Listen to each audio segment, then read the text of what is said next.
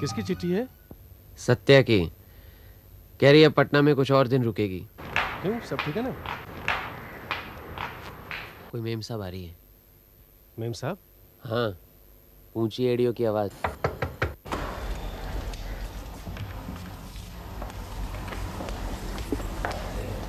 नमस्ते। नमस्ते। मेरा नाम कुमारी मधुबाला राय है। आप व्योमकेश बाबू है ना? जी, व्योमकेश मैं हूँ। अच्छा अच्छा, आप हैं। सॉरी। नमस्कार, मेरा नाम कुमारी मधुबाला राय है। आपसे मिलना चाहती हूँ। कहिए, क्या काम है? बैठिए ना।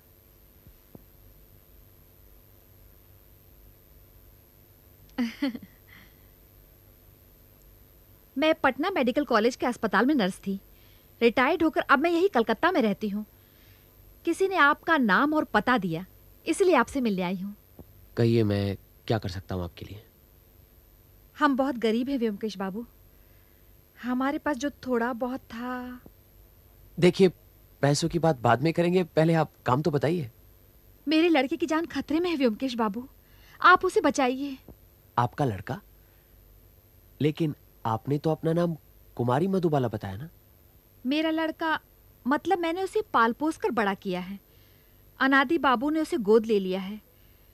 अनादि बाबू के 2 भतीजे हैं, निमाई और निताई। एक मिनट रुकिए रुकिए, ऐसे कुछ समझ में नहीं आ रहा है। आप शुरू से बताएंगी, तरतीबवार। करीब 20 साल पहले की बात है। तब मैं पटना अस्पताल में नर्स थी। एक आदमी अस्पताल में गर्भवती महिला को दाखिल करा के खुद गायब हो गया। 2 दिन बाद उसे बच्चा हुआ। वो खुद गुजर गई। उस लावारिस बच्चे को लेने कोई नहीं आया। मुझे उस पर तरस आया। मैंने उसे पाल पोस कर बड़ा किया। जब वो 5 साल का था तो मुझे एक बेनाम चिट्ठी मिली। उसमें 400 रुपये थे। उसमें लिखा था, मुझे पता है कि मेरा बच्चा तुम्हारे पास है, तुम ही उसकी परवरिश करो। कुछ रुपये भेज रहा हूं, मौका लगा तो और भी भेजूंगा। किसकी चिट्ठी थी? कुछ पता चला? नहीं, फिर कभी कोई चिट्ठी नहीं आई। मैंने भी सोचा चलो लड़के का कोई तो है, कभी ना कभी आ जाएगा। पर 7-8 साल गुजर गए, कोई नहीं आया। प्रभात बड़ा हो गया। प्रभात नाम है उसका। हमारे पड़ोस में एक जिंद साज की दुकान है, वही प्रभात काम करता है। अच्छा, तो फिर परेशानी की क्या बात है? बताती हूँ। करीब 2 साल पहले मेरे पास एक सज्जन आए। वेशभूषा से प्रतिष्ठित लगते थे। उनका नाम है अनादि हालदार। पिछले 4 महीनों से प्रभात मेरे यहाँ काम कर रहा है। मेरे सारे बही खातों में जिल्द लगाकर नया जैसे कर दिया है। पता लगा कि तुमने उसे पाला पोसा है। उसके माँ बाप का कोई पता नहीं। मेरा कोई भी अपना नहीं है। मैंने शादी नहीं की, काम में ही लगा रहा। भगवान की कृपा से कुछ पैसा है। काम ना करूं तो भी सारी जिंदगी कट जाएगी। अब मैं कलकत्ता वापस चला जाना चाहता हूं। 4 महीनों से प्रभात को देख रहा हूं। लड़का मुझे बहुत अच्छा लगता है। सोचता हूं उसे गोद ले लूं, मेरा बेटा बना लूं। तुम्हें कोई एतराज तो नहीं? प्रभात ने मुझे कहा है, लेकिन न कहो, तुम भी हमारे साथ रहोगे। मैंने कहा ना, मेरा कोई नहीं है। और फिर तुम्हारे रिटायर होने का वक्त भी तो हो गया है। हम सब इकट्ठे रहेंगे। हम तीनों करीब 2 साल से कलकत्ता में हैं।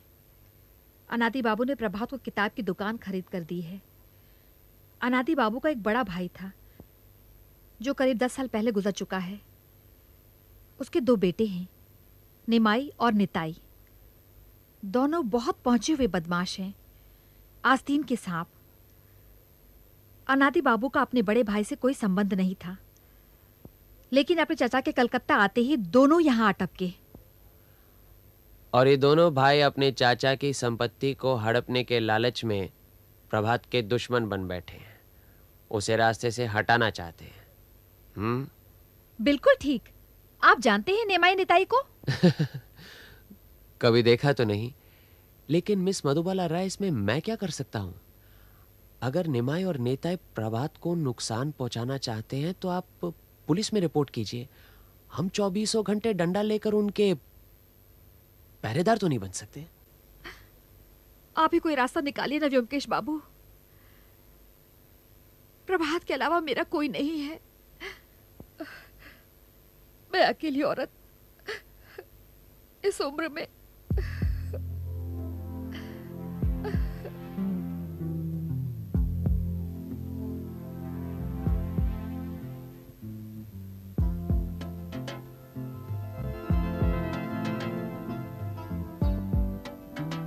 अच्छा ये बताइए कि ये दोनों भाई कहाँ रहते हैं? नेबूतला में। क्या नहीं नहीं, बैठिए बैठिए, बस पता बता दीजिए। वो तो मुझे नहीं मालूम, प्रभात को मालूम है।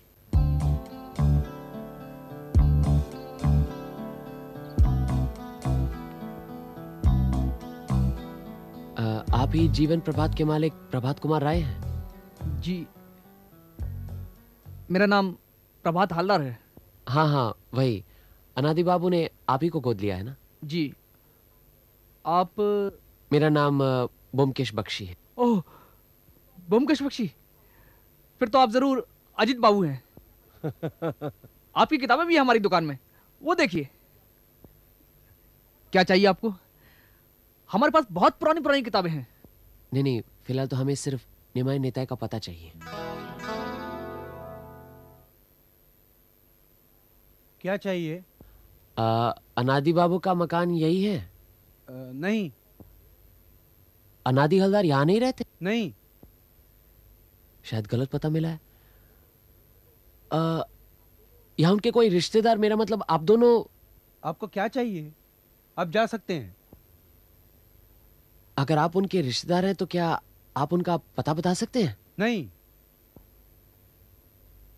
आप लोगों के हाथ में बंदूक है, इसका लाइसेंस तो जरूर होगा आपके पास। आपसे मतलब?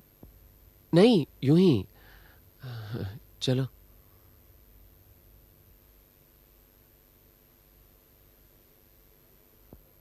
बड़े ही बेहुदा और उज्जड़ हैं दोनों भाई। अरे बेहुदा नहीं, सतर्क हैं। कुछ लोग ऐसे हैं जो एक जमाने में खाते पीते जमींदार थे, लेकिन आज अपनी अय्याशी और गलतियों की वजह से भिखारी बन गए। अपनी पुरानी शान को फटे कपड़े और टूटी इमारतों के बीचों बीच कायम रखना चाहते हैं। किसी से खुलकर बात नहीं करते, उल्टा लोगों पर शक की नज़रों से देखते हैं। ऐसे लोग अक्सर डरपोक, उज्जड़ और लोभी होते हैं। लेकिन अब करोगे क्या? केस में कुछ दम लगता है? मधुबाला ने ठीक ही कहा था, दोनों आस्तीन के सांप है, लेकिन ऐसे वैसे नहीं, जहरीले नाग हैं। तुम्हारे कहने का मतलब है कि दोनों भाई मिलकर प्रभात को खत्म करना चाहते हैं? अपना मतलब सीधा करने के लिए कुछ भी कर सकते हैं लोग। अब क्या करें? कल अनादि हलदार के दर्शन करते हैं। भतीजों के दर्शन तो कर लिए, अब चाचा के ना किए तो अच्छा नहीं लगता।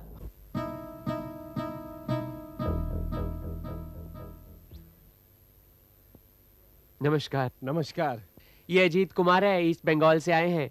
कलकत्ते में रहने के लिए मकान चाहिए इन्हें। तुम कौन हो? मैं स्टेट एजेंट हूँ, सुना था पासी में मकान बन रहा है इसलिए आ गए। मैं मकान बनवा रहा हूँ खुद रहने के लिए, बेचने या किराए पर देने के लिए नहीं। नहीं नहीं, वो तो ठीक है, लेकिन आप ठहरे व्यापारी, इसलिए अच्छा खासा मुनाफा है तो छोड़ भी सकते हैं। मैं दलालों से धंधा नहीं करता। नहीं नहीं, आप अजीत कुमार जी से बात कीजिए ना। आप?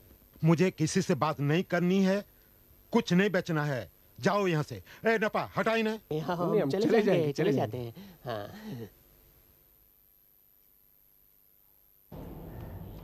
सरकार, क्या?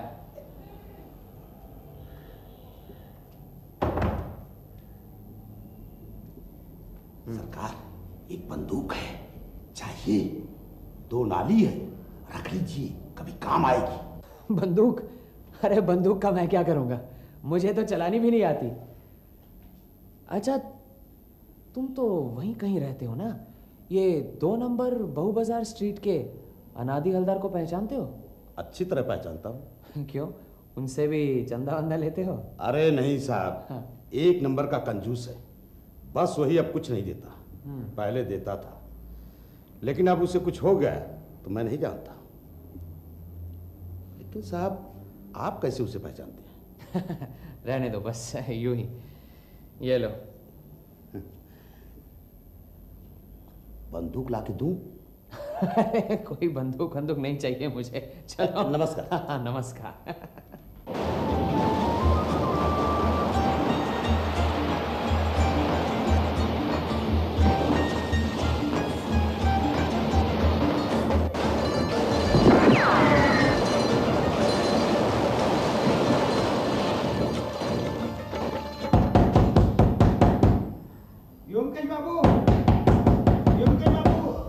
अरे कौन है? दरवाजा खोलिए, दरवाजा। क्या काम है? मैं केष्टोदास हूँ। हैं? खोलिए। कौन? केष्टोदास। हाँ वो अनाज बाबू का खून हो गया। क्या? कैसे? अंदर आओ, अंदर।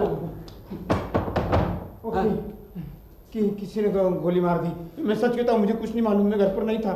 फिर किसे मालूम है? आप तो उनके दोस्त थे ना, उन पर हावी रहते थे।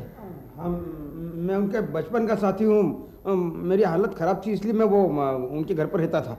जो कुछ बताना है आप शुरू से ही बताइए। वो क्या हो गया कि आज शाम को, नहीं मतलब मेरा कल कल कल शाम को मेरा उनके साथ झगड़ा हो गया। कल वो दिवाली थी ना, काली पूजा, तो मैंने उनसे 50 रुपये मांगे थे। बस उसी बात को लेकर झगड़ा हो गया, बहुत झगड़ा हुआ। उन्होंने मुझे सिर्फ 10 रुपये दिए और बोला तू ये ले और निकल जा, फिर कभी मत आना। किस किस ने झगड़ा देखा? ये मधुबाला और नेपा ने, दोनों घर ही पर थे। फिर? मैं करीबन 1-1:30 बजे घर पर आया और देखा कि वो 1 बजे तक कहाँ थे? नहीं, आपसे झूठ नहीं बोलूँगा साहब, लेकिन मैं अड्डे पर गया था शराब पीने के लिए। वहाँ पर जुआ भी खेला, जुए के अंदर मैं 30 रुपये जीता भी, और फिर जरा इधर उधर। हाँ, घर आकर क्या देखा? वो सीढ़ियों से ऊपर जाकर देखा तो अरे यहाँ क्यों बैठे हो? केष्टो बाबू, ये आपका काम है। आपने अनाज बाबू को खून किया है। खून? कब, कहाँ, किसने? वहाँ बालकनी में जाकर देखिए।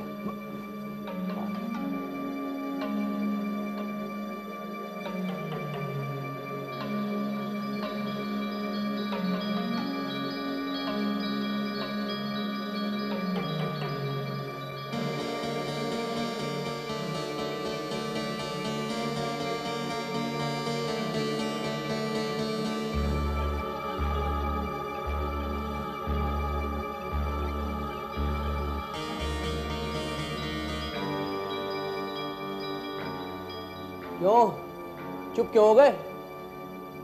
तुम लोग मुझे क्यों दोष देते हो? मैं क्यों अनाज का खून करूंगा? वो तो मेरा अन्नदाता था, उसी का तो मैं खाता पीता था। सादा बनो मत, मैं अभी जाकर पुलिस में खबर देता हूँ।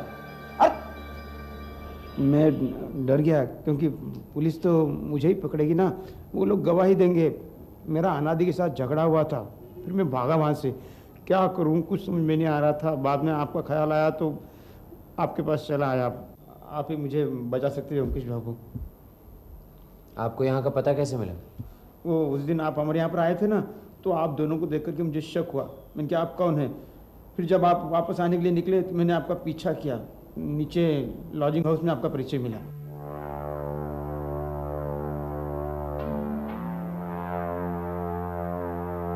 तो आपने अनादि बाबू का खून नहीं किया? नहीं अंकुश बाबू, मैं क्यों करूँगा? आप ही सोचिए मुझे क्या फ़ायदा था। क्यों? उन्होंने तो आपको घर से बाहर निकाल दिया था।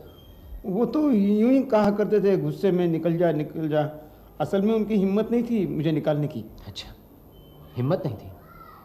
इसका मतलब है कि आप जरूर उनकी जिंदगी का कोई गुप्त रहस्य जानते हैं। क्यों? हाँ, मैं अनादि की सारी गुप्त बातें जानता हूँ। अगर चाहता ना तो उसे फांसी के तख्ते पर लटका देता, लेकिन वो सब रहने दीजिए। अगर ज़रूर हुई तो मैं आपको बाद में सब बता दूंगा। फिलहाल मुझे पुलिस के हाथों से बचा लीजिए, मैं हाथ जोड़ता हूँ। देखिए, आपको बचाने के लिए जानना ज़रूरी है कि असली खूनी कौन है। इसके लिए हमें अनादि बाबू के घर जाना होगा। बाप रे, मुझे भी जाना होगा? हाँ बिल्कुल। अगर आप नहीं जाएंगे तो मैं किस बिना पर जाऊंगा? लेकिन अब तक तो वहाँ पुलिस आ गई होगी। अगर आपने खून नहीं किया है तो फिर आप डर क्यों रहे हैं? अच्छा, ऐसा करते हैं, रात काफ़ी हो चुकी है, अभी तो 4 बज गए हैं। दिन निकलते ही वहाँ आ जाएंगे, वहीं पर रहिएगा आप। योगेश बाबू, आपके पास थोड़ी सी शराब मिल जाएगी? थोड़ी हिम्मत आ जाएगी। हम शराब नहीं रखते। जाइए आप यहाँ से। अभी तो सब अड्डे भी बंद हो गए होंगे।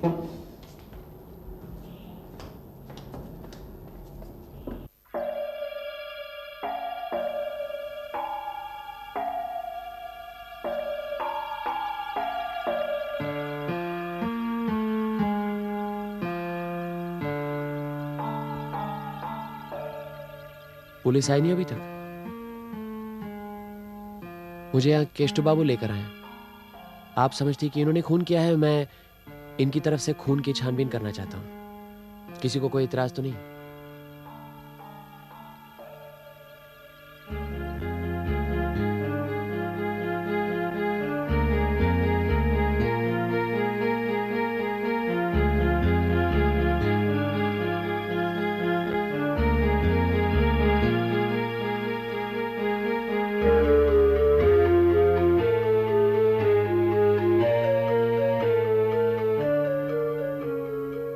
ये कहाँ की चाबी है?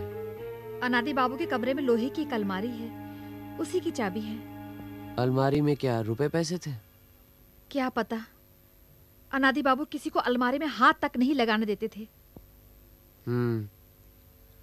अच्छा, यहाँ आने और जाने के कितने रास्ते हैं? सिर्फ एक ही है, जहां से आप आए थे। अजीत, ये रखो। आइए।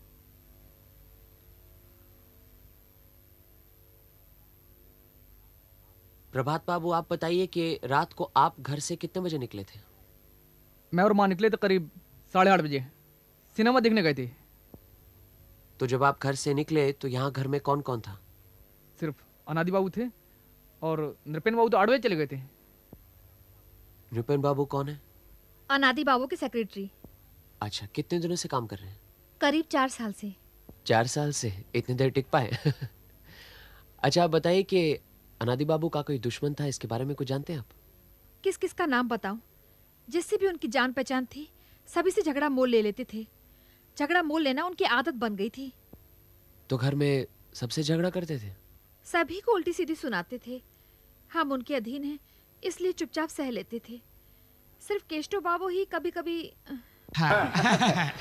अच्छा, और प्रभात के साथ किस तरह का व्यवहार था? नहीं, इसको इतना कुछ नहीं कहते थे। ये जवाब नहीं देता ना, इसलिए।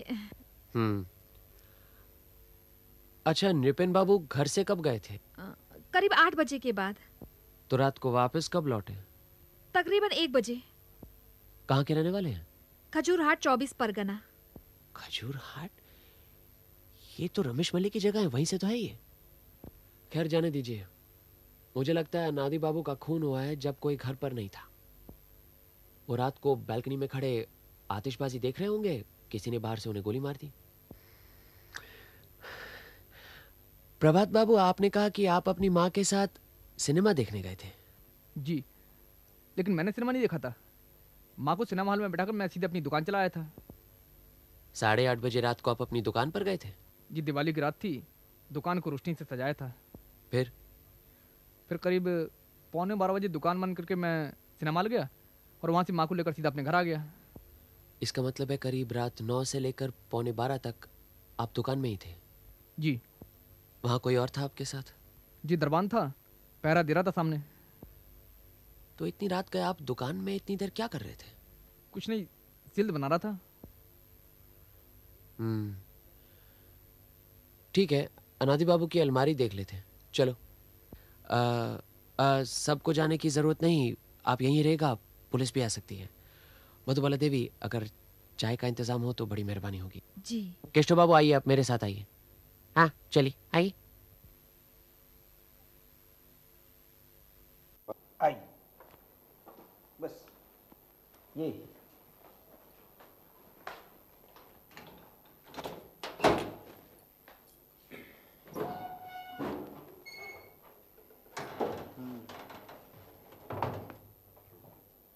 अनादि बाबू क्या खूब किताबें पढ़ते थे? कभी देखा तो नहीं। ऐसा लगता है यहाँ इस किताबों की लाइन में से कई किताबें निकाली गई है। वो कहाँ है? पता नहीं कहाँ है।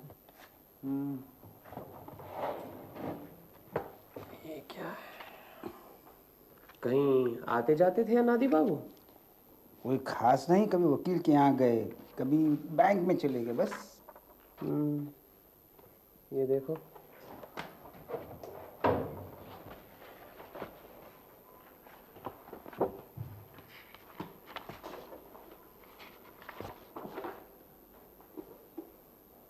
दयाल हरी मजूमदार ये कौन है? इनकी लड़की से प्रभास शादी करना चाहता था, लेकिन अनादि बाबू राजी नहीं थे। क्यों? लड़की अच्छी नहीं थी? पता नहीं, लेकिन सुना है गाना बहुत अच्छा गाती है। अच्छा। लेकिन यहाँ पर तो पढ़कर ऐसा लगता है उन्होंने 5,000 रुपए दिए थे। क्या उधार पर दिए थे? हैंड नोट है? हो सकता है जिस आदमी को 5,000 रुपये उधार दिए हैं उससे रिश्ता नहीं करना चाहते हो। वैसे पैसे के मामले में बहुत चौकस थे। अच्छा। इस पर तारीख भी 1 महीने पहले की है। शादी की बात तब चल रही थी? शायद उसी वक्त। अजीत, जरा ये दयाल हरी मजूमदार का पता नोट करना। हाँ बोलो। ये लिखा है 13/3 रामतनु लेन, शाम बाजार। ठीक।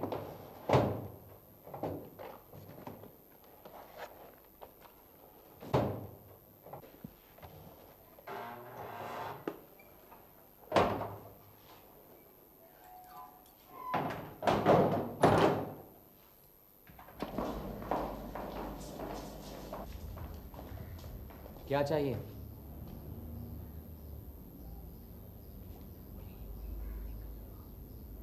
आप कौन है? मुझे इस परिवार का दोस्त समझिए। ब्योमकेश बख्शी है मेरा नाम।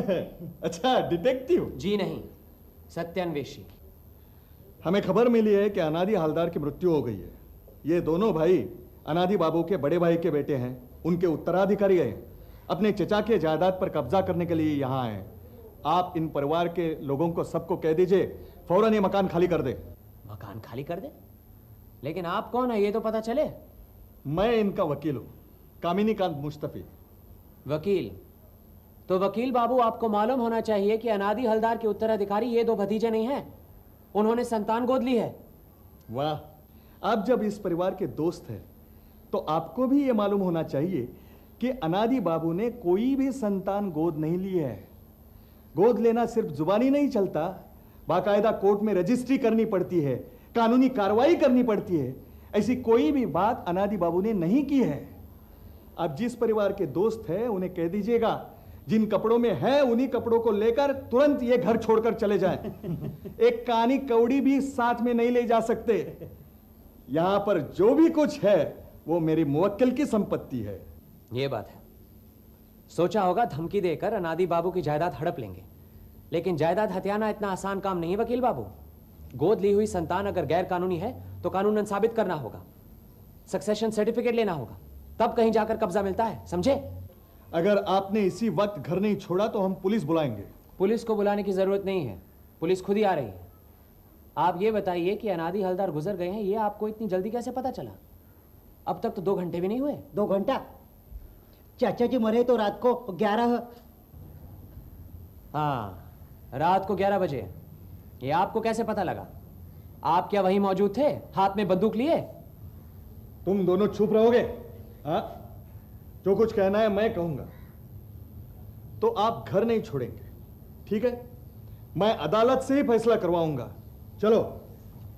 अरे रुकिए, पुलिस आकर इन दोनों भतीजों का बयान जरूर लेगी, पूछेगी कि कल रात 11 बजे ये दोनों कहां थे।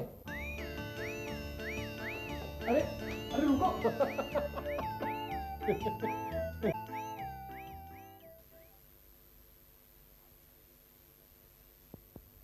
आप कानूनन अनादि बाबू के दत्तक नहीं है, ये आपने पहले क्यों नहीं बताया? क्या ये सच है व्योमकेश बाबू कि अनादि बाबू ने प्रभात को कानूनन गोद नहीं लिया? यही तो मैं जानना चाहता हूँ। क्यों प्रभात बाबू? जी, मुझे कानून तो मालूम नहीं है। जब कलकत्ता आई था तो अनादि बाबू मुझे एक वकील के पास ले गए थे।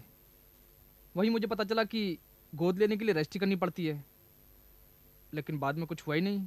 इसका मतलब आप जानते थे कि आप उनके वारिस नहीं हैं? जी जानता था, लेकिन मैंने सोचा कि अपनी मौत के पहले वो रजिस्ट्री करके आपको दत्तक बना देंगे। जी।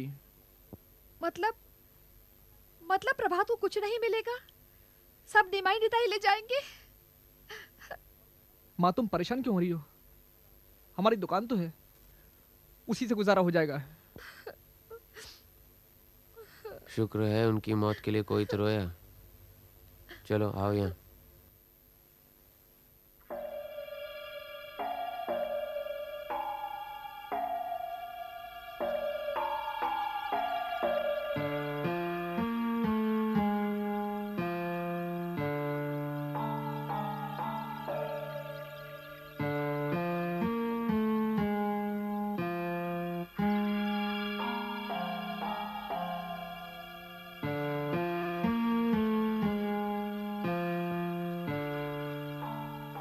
ये रहने दो, चाय को जमी नहीं।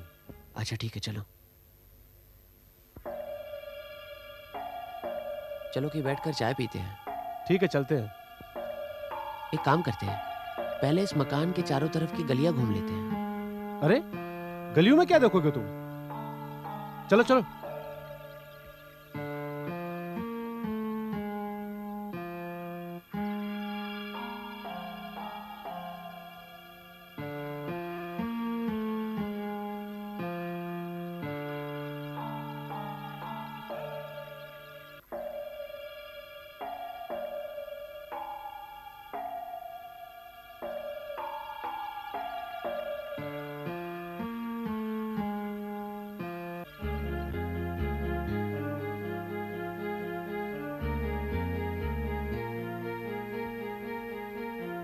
किसकी चाबी है? दावे के साथ तो नहीं कह सकता, लेकिन अनादि हलदार की अलमारी की लगती है। अनादि हलदार?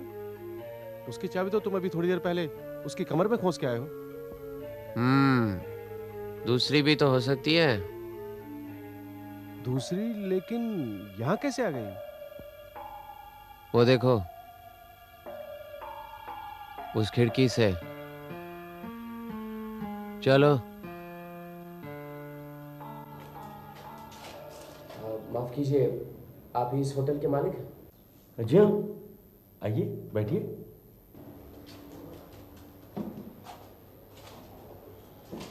कहिए। बात यह है कि कल रात सामने वाले मकान में खून हो गया है। खून? किसका? सामने वाले मकान में अनादि हालदार का। क्या? अनादि हालदार का खून हो गया? आप पहचानते उन्हें? अरे पहचानता क्यों नहीं, वो सामने वाले मकान में ऊपर ही तो रहते हैं। कल रात भी उनको देखा था मैंने। अच्छा, कहाँ? अरे वहीं अपनी बालकनी में खड़े दिवाली की आतिशबाजी देख रहे थे। आप कुछ खुलासा बता सकेंगे? देखिए, मैं उनके खून के बारे में छानबीन कर रहा हूँ। मेरा नाम व्योमकेश बख्शी है। हो, तो आप व्योमकेश बाबू हैं। ओह भाग्य हमारे। अरे गणेश, जल्दी से चाय आमलेट लेके आना। नहीं, आप तकल्लुफ मत करें, हम अभी तो आप ही के होटल में खा पी चुके हैं। अरे ऐसे कैसे हो सकता है? आप जैसे महानुभाव हमारे यहाँ आए हैं और हम कुछ ना करें? बताइए, आप क्या जानना चाहते हैं? जो भी आप जानते हैं, जो कुछ भी आप बता सकते हैं। जी, मैं यहीं रहता हूँ। एक कमरा मेरा है और दूसरे कमरे में कुछ लड़के रहते हैं। तकरीबन 7 लोग होंगे। 2 लड़के दिवाली की छुट्टी के लिए घर चले गए और 2 दिवाली की रोशनी देखने के लिए शहर में चले गए। बाकी सब ताश खेल रहे थे, मैं भी उनके साथ खेल रहा था। खिड़की के पास ही तख्तपोश है, उसी बैठ के हम लोग खेल रहे थे। जब भी मेरी नज़र बाहर जाती थी, अनादि बाबू बालकनी में खड़े दिवाली का मज़ा लेते हुए नजर आते थे। तकरीबन 10:30 बजे तक हम लोग खेलते रहे। जो उसके बाद उनको नहीं देखा? नहीं, हम सब खा पी कर सो गए। और ये जो लड़के रोशनी देखने गए थे, ये कब लौटे? उनमें से एक तो 12 बजे रात को लौट आया था, मगर दूसरा अभी तक नहीं लौटा है। अब भी रोशनी देख रहा है। अनादि बाबू की लाश बालकनी में पड़ी मिली थी। गोली सीने से लगकर पीठ से पार हो गई। हमारा ये ख्याल है कि यहीं इसी होटल से किसी ने बंदूक चलाकर उनकी हत्या की है। हमारे होटल से? कौन मारेगा? यही तो पता लगाना है। आपने कहा कि रात 7 के बाद आप पांचों के अलावा और कोई ऊपर नहीं गया, ठीक है ना? मुझे तो यही लगता है, फिर भी पूछ लेता हूँ। ऊपर एक हमेशा के लिए नौकर है, शायद उसे मालूम हो। हरीश, अरे हरीश। जी हाँ सरकार। कल शाम कहाँ थे तुम? मैं यहीं ऊपर था सरकार, सारा दिन सीढ़ियों पे बैठा रहा। आप लोग ताश खेल रहे थे। कब तक बैठे थे? 12 बजे जब बीरू बाबू आए तब मैं कंबल ओढ़े हुए यहीं बैठा था, कहीं भी नहीं गया। तो ये जब ताश खेल रहे थे तुम वहीं 12 बजे तक सीढ़ियों पर थे, हिले नहीं वहां से? जी नहीं, बस 5 मिनट के लिए नीचे गया था राम बाबू के लिए तंबाकू लाने। कब, किस वक्त गए? 9 बजे। तो 9 से 12 तक वहां कोई नहीं आया? इनके पास तो कोई नहीं आया था। 10 बजे के करीब तिमंजले वाले बाबू आए थे।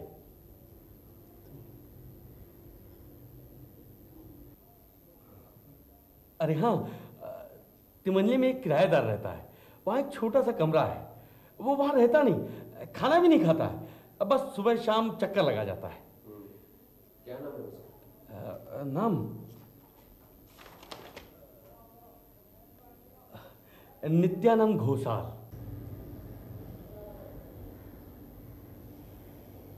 अच्छा, रोज ये दोनों वक्त आते हैं तो जाहिर है कि कलकत्ते में रहते हैं।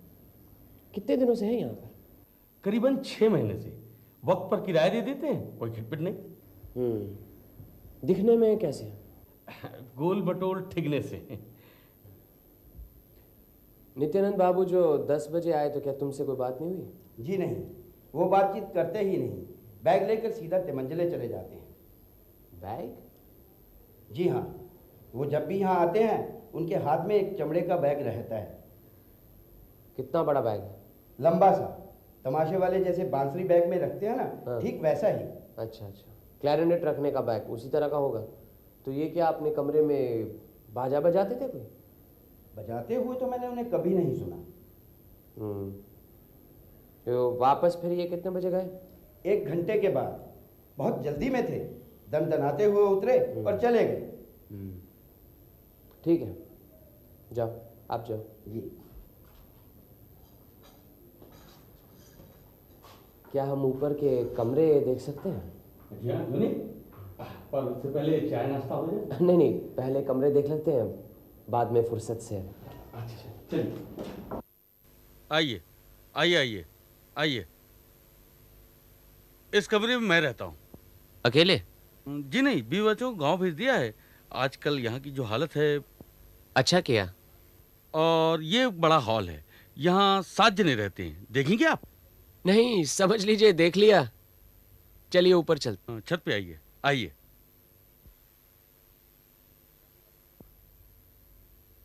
इस कमरे की चाबी है आपके पास? लीजिए, देखिए इसमें से कोई लगती है या नहीं। वैसे किराएदार की गैरहाजिरी में कमरा खोलना उचित नहीं है, लेकिन आप जो कह रहे हैं सो।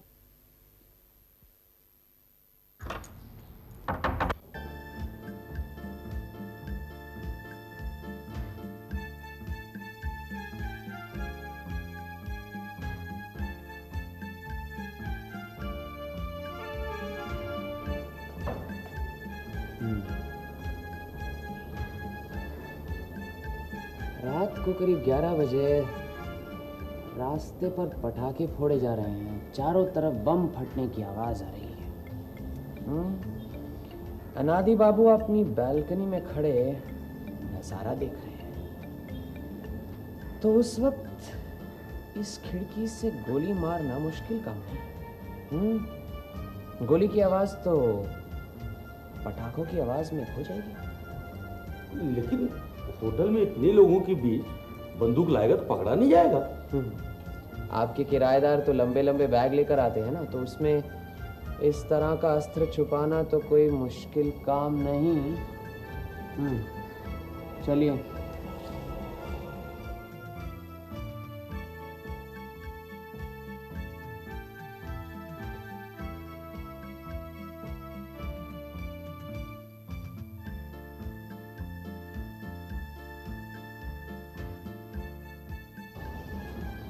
ये तो हाल ही में गिरा लगता है। ये कमरा क्या रोज साफ होता है? नहीं, कमरा खुला नहीं होता। ये प्लस्तर जो गिरा है, आप क्या बता सकते हैं कब गिरा? नहीं, लेकिन 6 महीने पहले जब कमरा दिया था तो सफेदी करा कर दिया था। उस समय कुछ टूटा फूटा नहीं था। अजी, इस पलंग को खड़ा करो।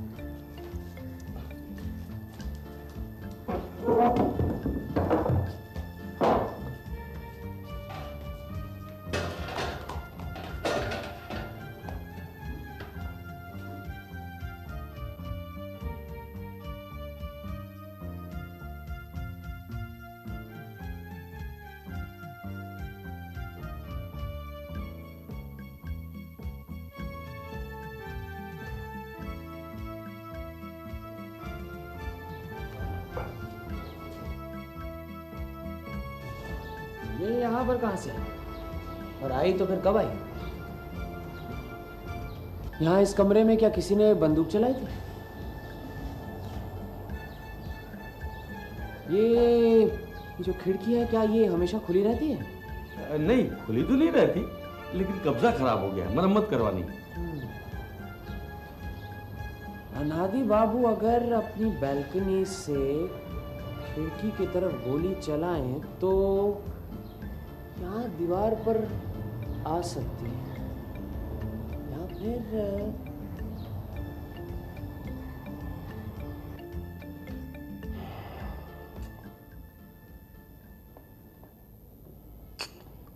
किसने खून किया, कुछ सुराग मिला? अभी नहीं, लेकिन जिसने भी किया है बड़ी सोच समझकर अकलमंदी से किया। दिवाली की रात, चारों ओर पटाखों की आवाज और उसके बीच गोली की आवाज कैसे सुनाई देगी? कौन हो सकता है? कोई भी, सबका अपना अपना मकसद है। इधर निमाय नेताय को लो ना, बुढ़ा किसी को गोद ले उससे पहले ही उसे उड़ा दो। उनमें से कोई भी उस होटल के 3 मंजिले वाले कमरे में बैठा इंतजार कर रहा है। बस रात को 10 और 11 के बीच पटाखों की आवाजों के साथ ही उस पर गोली चला दी, बुढ़ा आउट, काम फतह। मतलब ये काम निमाय नेता? वो तो सिर्फ एक संभावना है। दूसरी संभावना ये है कि किसी ने घर के अंदर से गोली चलाई। गोली सीना चीरती हुई खिड़की से उस 3 मंजिले कमरे की दीवार में जा अटकी। ये कैसे हो सकता है? उस वक्त अनादि हवलदार घर के अंदर अकेला था, अंदर से दरवाजा बंद था, फिर अंदर से गोली कौन चलाएगा? और ये कैसे कह सकते हो कि गोली सीने से लगकर पीठ की तरफ से निकली या फिर पीठ से लगकर सीने की तरफ से बाहर निकली? वो तो पोस्टमार्टम की रिपोर्ट के बाद ही पता चलेगा। लेकिन बात जो सोचने की है वो तो ये है कि बैल्कनी के अंदर कोई गोली नहीं मिली।